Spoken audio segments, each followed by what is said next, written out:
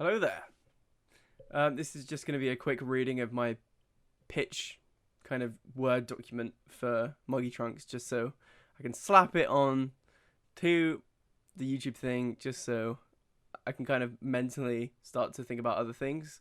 And then towards our actual pitch meeting, I'll probably improve it, assuming I have a lot more ideas by then, and also have a lot more like supplementary concept art images. Maybe some footage of a prototype. We'll see. But yeah, I'm just gonna read it and fucking slap it down. So I'll probably mess up some reading because I have monk brain. Okay, Monkey Trunks game pitch. Monkey Trunks' acting career is drying up, and so are his iconic trunks.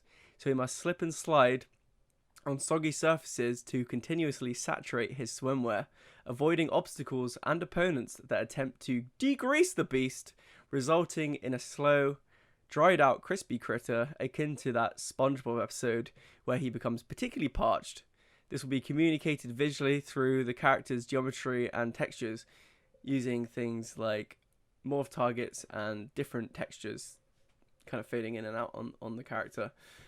The more wet Monk gets, the faster he can slide, making him a harder target and propelling him towards his enemies for a harder hit, causing bodily fluids to spurt from his enemies, producing puddles from which the ape can continue his speedy spree.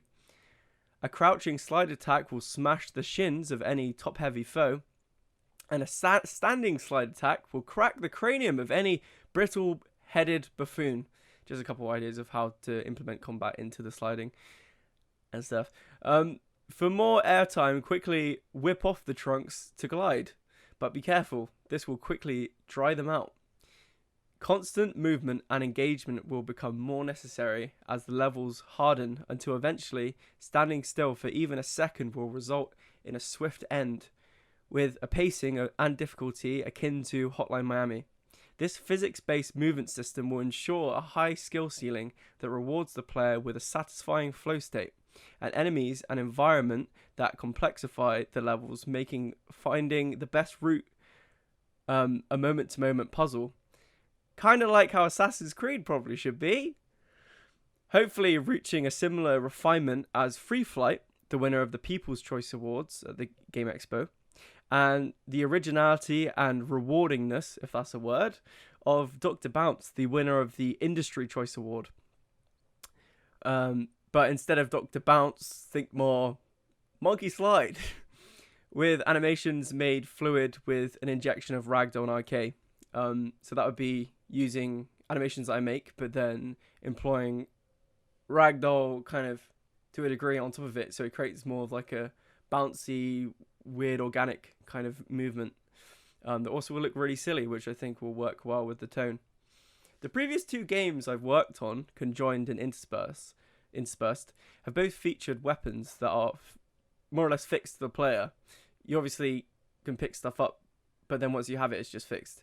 I'm personally quite sick of this and intend for Monkey Trunks to have a true sandbox of weapons that can be picked up, dropped down, thrown, and perhaps ridden freely.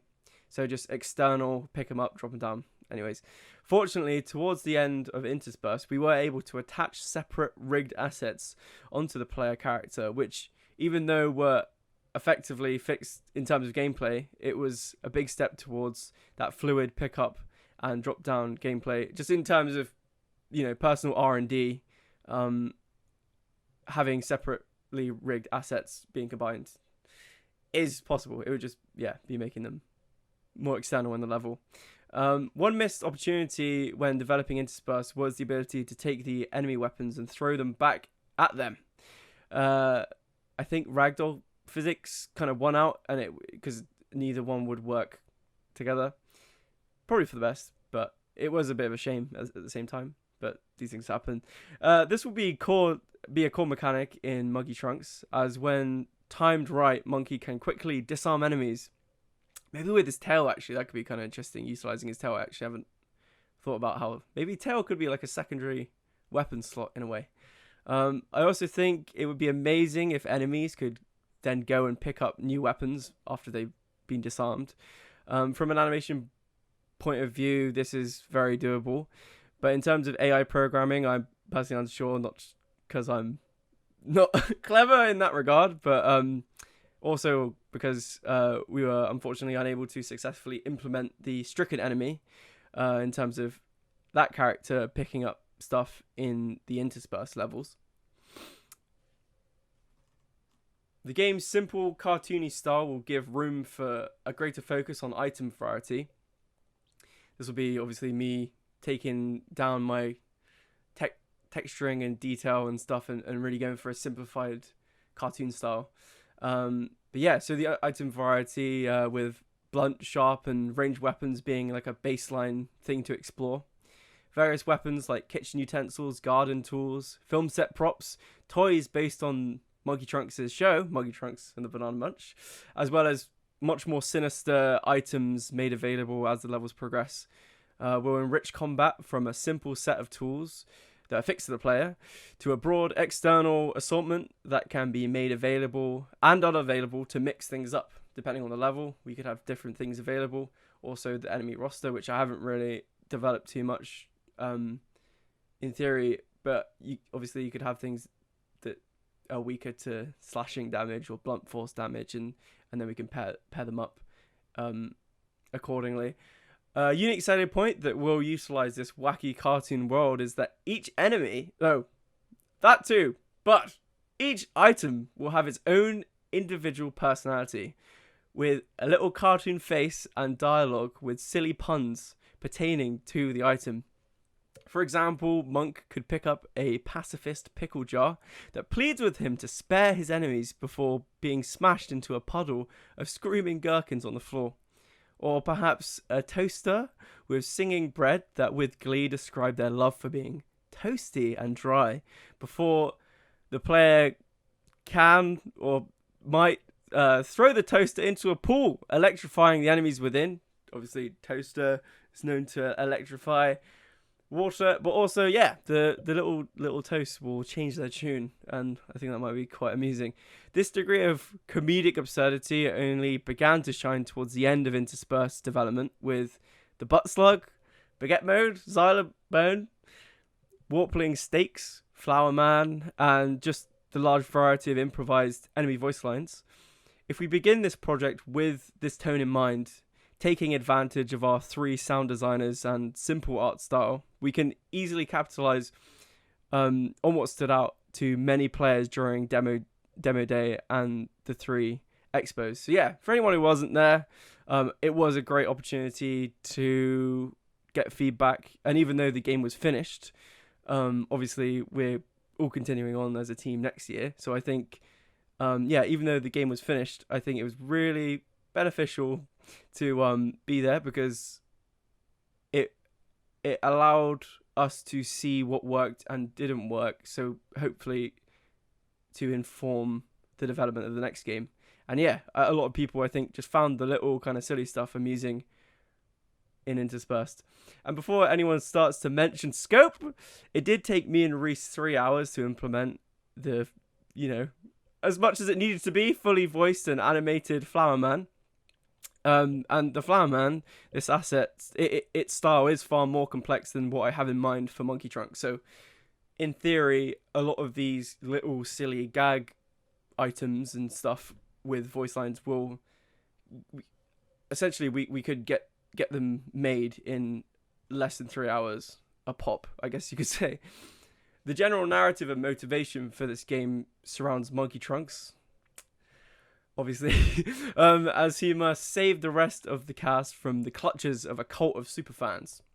These superfans refuse to accept that the show is coming to an end and have begun cloning and willingly getting possessed by the ghosts of the Banana Bunch. So they've used like some spooky voodoo hell magic to basically extract the ghosts or spirits and then clone the ghosts and then become possessed by the ghosts and transform into deformed hybrids of the characters as a, almost like a kind of like Five Nights at Freddy's kind of a thing. Transforming themselves into grotesque versions of the characters. Yes, Monkey saved the spirits,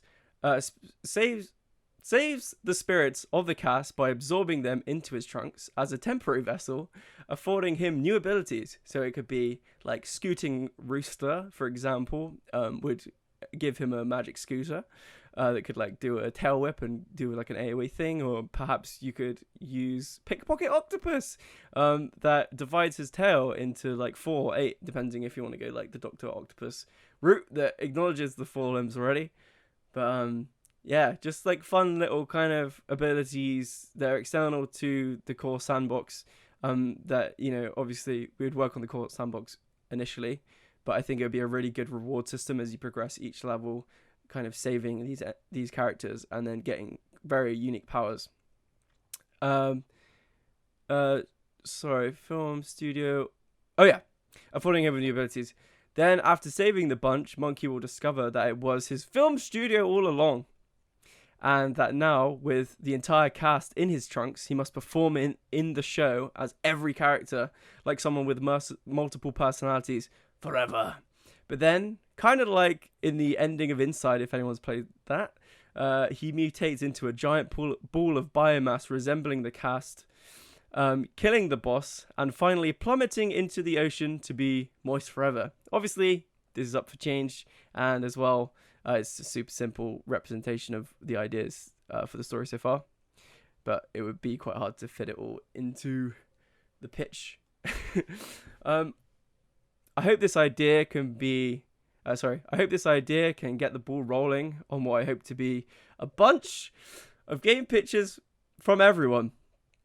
Because I do see a lot of teams already settling on a third-year game in hopes of beginning development early for some kind of leg up. I think this is a terrible idea to do. Instead, we should use this break to come up with as many crazy ideas as we can, and even some prototypes and game jams to loosen us up after working on Intersperse for so long. Hopefully, without anyone using the S word too much at this stage. And if you don't want to take my word for it in terms of focusing on ideation and individual and a variety of pitches, the person who came up with the idea for Dr. Bounce said to me when I went up to him at the expo, he said to me that they had created 20 or so pitches before deciding on the industry choice winner. But if we did go with Monkey Trunks, I do strongly believe that it has the potential to be one of the most unique and fun games of the Year 3 Demo Day and Expo. So yeah, that's... Obviously, this is just getting it out there. But yeah, hopefully you enjoyed my little pitch. Also, yeah, different liquids could have different effects. So if you just targeted blood, it could be more damage. And then water could be speed in a more... You know what I mean? Anyways, that's what I got. Thanks for listening.